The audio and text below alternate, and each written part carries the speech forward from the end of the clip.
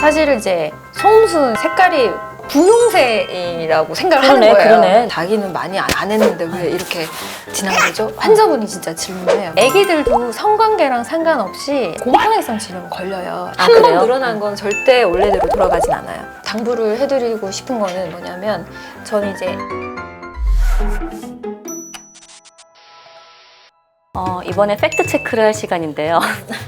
소음순 얘기인데 사실 진짜 여자들끼리 얘기를 나눠도 여성 성기에 대해서 정확한 내용을 알고 있는 분들이 저는 맞아요. 그리고 사실 생소하기도 해요. 그려보라 그러면 잘 못 그리는 분들 많아요. 그리던 사람이 아예 없지 않았나요? 어디 이제 프로그램에서 여성 성기를 그려보라고 그랬더니 남자분들은 되게 디테일하게 잘 그리는데 여자분들이 자기 몸인데도 불구하고 이상하게 그리거나 잘 못 그렸는 결과가 있어서 되게 충격이었어요. 생각보다 자기 몸을 잘 몰라요.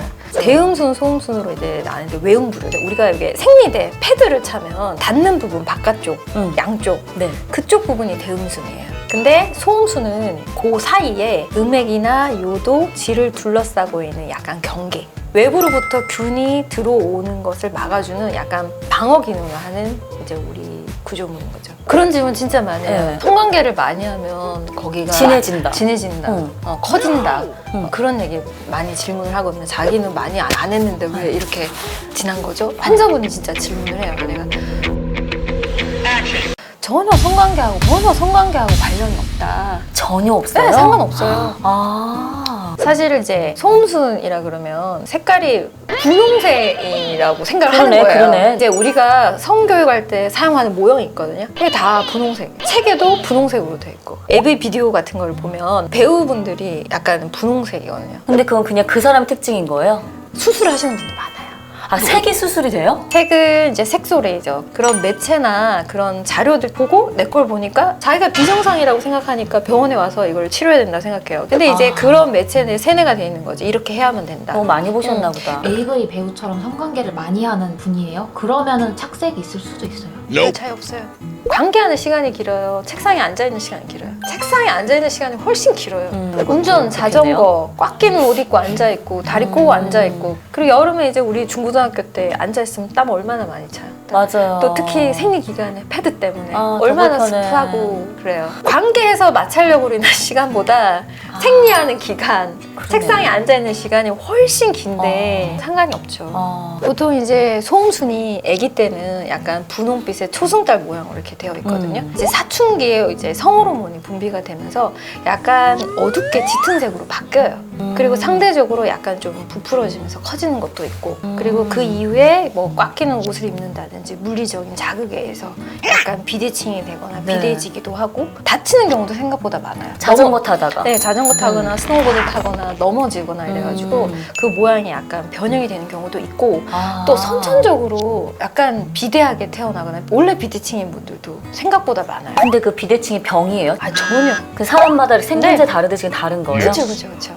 그래서 보통 이제 병원에 내원하시는 분들은 그게 너무 비대칭이고 비대하면 불편하거든요. 관계할 때 이게 말려 들어가서 좀 낀다든지 꽉 낀 옷 입었을 때 이게 끼어가지고 불편하다든지 또 살이 계속 접혀 있으니까 그 사이에 분비물 같은 것들이 쌓여서 질염이 좀 잘생긴 것 같아요. 그러니까 이런 것들이 실제로 불편해서 치료를 위해서 내원하시는 분들도 있고 그러니까 수술밖에 그런 방법이 없는 거예요? 뭐 간단한 시술 이런 건 없어요? 뭐 피부 착색만 되어 있는 경우에는 색소 레이저를 하면 되는데 이미 비대해지고 비대칭으로 되어 있고 너무 색깔이 좀 어두운 경우에는 그냥 잘라내는 수밖에 없어요. 한 번 늘어난 건 절대 원래대로 돌아가진 않아요. 그분들이 오시는 이유가 남자 때문에 그런 게 많은지. 남자랑 관계를 할 때 불 켜놓고 구강순교하는 경우가 많기 때문에 그 스스로 위축이 되는 경우도 있고 그런 거를 직접적으로 물어보는 남자친구분들도 있고 자기는 남자친구를 처음 하는데 남자친구가 너 많이 했어? 너 왜 이렇게 까맣고 늘어났어? 그러면 이제 엄청 스트레스 받아가지고 그것 때문에 자기 수술하겠다고 오는 친구들이 가끔 있거든요. 근데 자기가 스스로 당당하면 되는데 자기가 위축이 되는 거죠. 그런 바탕에는 잘못된 미디어의 그 노출 맞아. 문제들. 원래 그냥 지난 사람도 있는 거고 그쵸. 생활하면서 나이가 들면서 네. 여러 가지 환경 때문에 된 것도 있는 건데. 근데 이제 꼭 당부를 해드리고 싶은 거는 뭐냐면 가끔 엄마가 이제 따님 어린애들 데리고 오는 경우가 있거든요. 네. 대부분 이렇게 밑에가 따갑고 소변 볼 때 아파서 이렇게 데리고 와요. 요로 가는 생각하고 오시거든요. 그렇죠. 근데 또. 소변 검사를 해보면 염증이 없어요.